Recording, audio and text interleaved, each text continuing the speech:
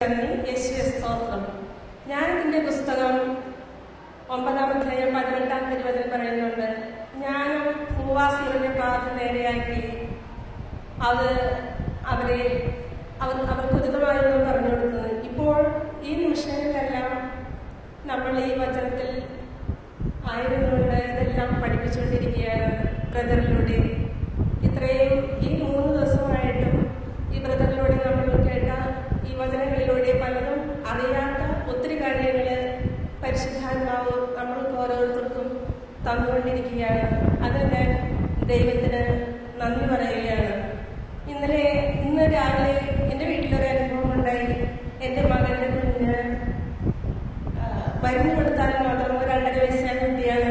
മരുന്ന് കൊടുത്താൽ മാത്രമാണ് ആ കുട്ടിയുടെ വയറ്റിൽ നിന്ന് അപ്പി പോവുക. പക്ഷെ ഇന്ന് രാവിലെ ആ കുഞ്ഞ് അപ്പി പോകാതെ വിഷമിച്ചപ്പോൾ ആ കുഞ്ഞ് തന്നെ എൻ്റെ അടുത്ത് വന്ന് പറയുകയായിരുന്നു, അമ്മമ്മേ എനിക്ക് വേണ്ടി ഒന്ന് പ്രാർത്ഥിക്കൂ, എനിക്ക് ഇത്തിരി വെളിച്ചെണ്ണ പ്രാർത്ഥിച്ചു തരുമെന്ന്.